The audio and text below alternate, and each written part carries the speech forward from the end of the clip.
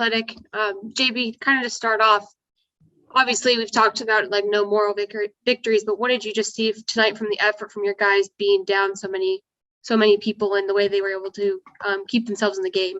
Yeah, I mean, I think, that's who we've been. Our level of competition hasn't wavered, no matter who's been available for us. Obviously, you're missing key cogs of what you're doing, but that you can control. You can control how hard you scrap and how well you compete, and I thought we did that tonight.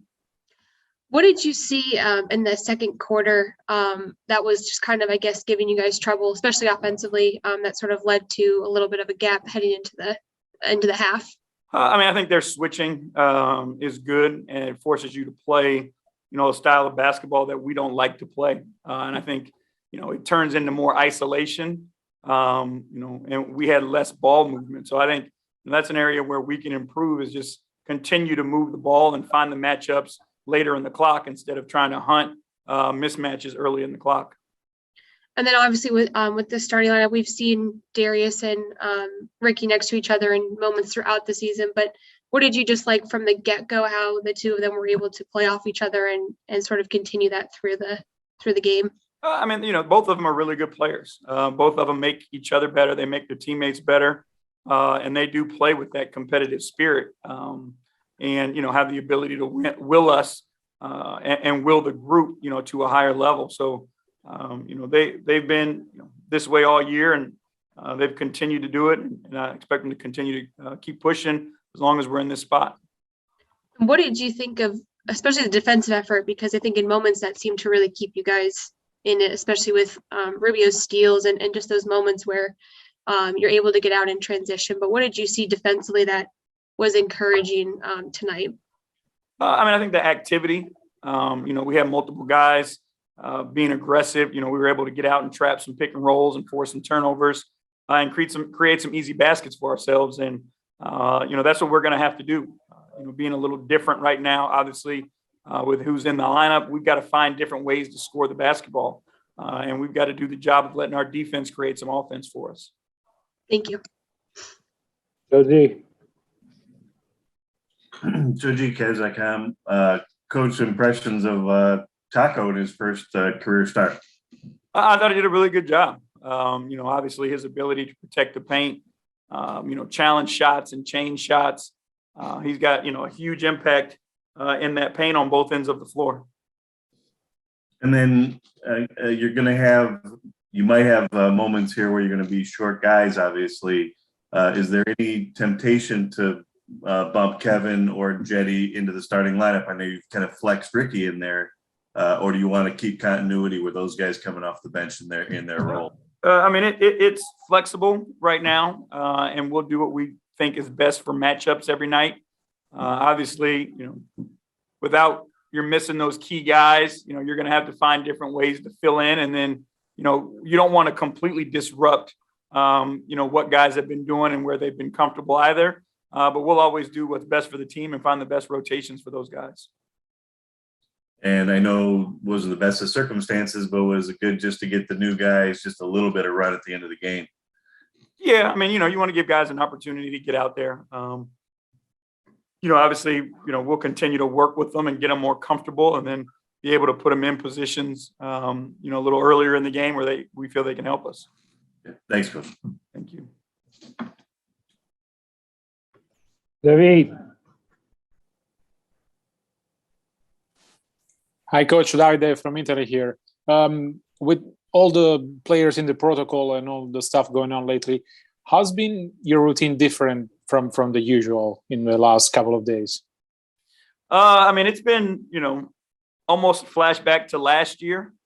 As far as the testing goes, waking up earlier to get those game day tests done, testing post game, limiting how much stuff we've been able to do as a group. And keeping guys more separated so that we could kind of cut that chain of contact off. So being able, not being able to do as much group stuff as we would have liked, obviously, over this time period, but, more focused on individual Zoom calls and those types of things. Thank you. Okay, that's going to wrap it up, Coach. Thanks. All right, thanks, Beak. How are you? I'm good. What was it like to get your first NBA start tonight, and how did it feel to be out on the floor with that group?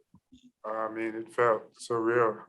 You worked really hard to get to this point. I mean, this is my third year, and after third year, to finally get the opportunity to start an NBA game, that's something that I've dreamed of for a while, and the opportunity came in, and it happened. So it felt great. When did you find out you were starting, and I guess who told you, and what was that when you like actually heard the news that you were starting? What was that like for you? Yesterday during practice, I wasn't told anything, but I was in the first five of the group, so I was like, "Oh, like is something happening? Like, am I starting?" And then this morning, while we were going to film, they told me I was starting at the five, and the conversation just kept going because we had other things to do. But from there, I was like, "Wow, this really happening." And obviously, you've been around this team. You come up and been on the sidelines, but played in some games on your contract. But what's it been like to be around the Cavs? Kind of through this first portion of the season, see what they're doing, get those opportunities, and then for like this kind of come to fruition for you. But like, what's this, I guess, first portion of the season been like for you around this team? It's been surreal. I mean, one, seeing the growth of all the players, from all the young guys all around, have taken a step up in their game, and just the way that we've been playing together. It's been remarkable, and the chemistry that we've had. I mean, it's pretty much started, from the get-go when everybody got here during the summer, during training camp, and it just carried into the season, and it's just been fun to see that, on the court and off the court, and seeing the results that came after that. How have you kept yourself prepared, I guess, being able, like, because like coming up, coming back down, like kind of moving around, being out of the rotation, everything. How have you just kept yourself prepared for these moments when your number is called and you get to go in and play? I mean, just trying to stay ready mentally. It's been kind of hard, especially this last few days with all the COVID stuff going around. They've been really, really careful. And I mean, since I think Friday was probably the last time I played. We played with the Charge, and I actually went to Vegas to play in the showcase. I got there, I believe, Saturday, and I was probably there for like 8 hours, and I was on the flight back to Cleveland. So all of that it's definitely been a lot on me, but the most important part that I think I figured out, especially in the NBA, is you always got to be ready mentally, and then the rest will just follow. Thank you. Joji.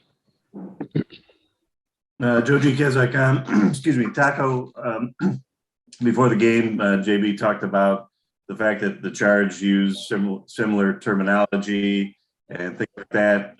Did that make the transition a little bit easier, just that you've kind of been used to it, working with the Cavs and the Charge both ways? Yeah, most definitely helps. And with the Charge, we have an amazing coach as well, with Dan, to make sure that a lot of the stuff we do can carry the way with the Cavs. And I'm sure him, Dan, and Coach JB, they probably talk a lot about some of us that actually go back and forth. So they do a pretty good job of making sure that we stay ready. And I also spend a lot of time with the Cavs, whether it is in practice. I believe I've been to almost all the home games. So they've really done a good job of making sure that I stay in the mix, so that whenever my name is called, I'm ready to go. I mean, the other part is the hardest part, I would say, is getting the other guys to get used to playing with some of my size. And besides that, I mean, everything else been pretty smooth. And I know this is the third time we've played Boston this year, but the first time for you in the starting lineup. What did some of your former teammates say anything to you before the game, or give me any words of encouragement, anything like that? Ennis was talking a lot of trash, like Ennis always does. That's just his personality, but it comes from a good place. But all the other guys were just happy to see me and happy to see that I'm getting the opportunity. Pretty much, I mean, they've been telling me since I got here when I was in Boston to always stay ready. And some of those guys have really pushed me, day in and day out. And it's really good to see them, and it's really good to compete against them. I mean, I think I've been waiting for this moment since I left Boston. And every time I talk to them, it's always like some trash talk going on. Like, when I come to Boston, I'm going to do this. And like JT and Jalen always like, oh, when you come to Boston, I'm going to dunk on you and something like that. And unfortunately, Grant wasn't here, but I'm sure he was watching as well. And then in that similar vein, we've talked a lot about like some Cavs players coming and watching the Charge play down at Cleveland State there at the Wolstein Center. Do your fellow big men, Evan, Jarrett, do they kind of communicate with you, even though they weren't there in Boston tonight? Were they in kind of communication with you in any way? I mean, Jay and I just a lot of times when we talk, it's not even about basketball. We just have like regular conversations. He's one of the best guys that I've seen around the NBA. Our conversation is always genuine. It's just fun. Evan is more on the quiet side, and I'm the older guy, so a lot of times when the conversation goes one way, it's like, oh, it's me trying to tell him this and that. But Evan is very receptive. He's also one of the best young guys, one of the most talented and one of the best young guys I've been around. And for him to have come in and right away and doing the things that he's doing and the way he's helping this team is just phenomenal. And for me, I'm just, happy to be part of it and trying to learn as much as possible from those two guys and making sure that, I stay ready and try to help this organization as much as I can. Tacko, thank you.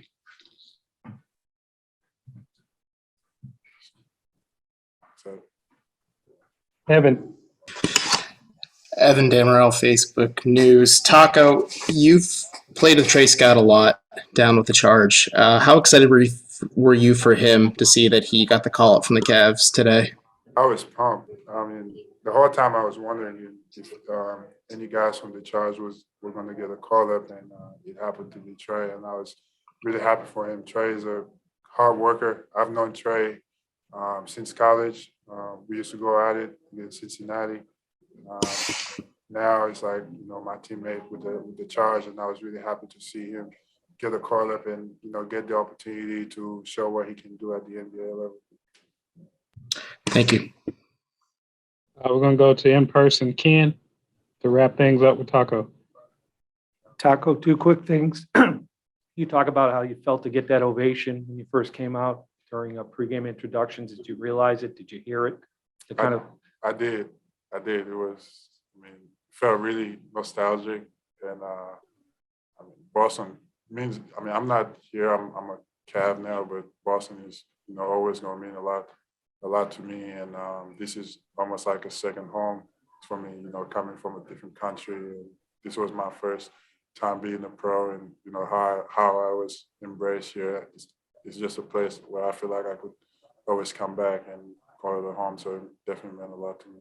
And one quick thing on the game. You guys were undermanned, but you made a run, cut it to 10. Did it feel like you guys were, fighting as hard as you could out there at that point? You cut it down to 10, and it was a tough battle when you're down some men, I'm sure. Yeah. We were right there. We didn't do us a favor, the way we came out, but at the end, we tried to make a comeback, and the guys were, working really hard, and they just made some good plays at the end of the game, and, they won it, and they did a good job, but we just got to make sure that, next time we come out right away and do what we're supposed to do, like we've been doing all year.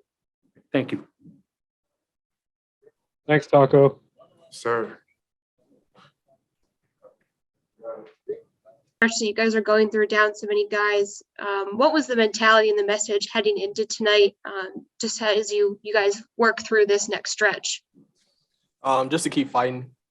I always tell you this, next person mentality, next person up. And that's what it was tonight.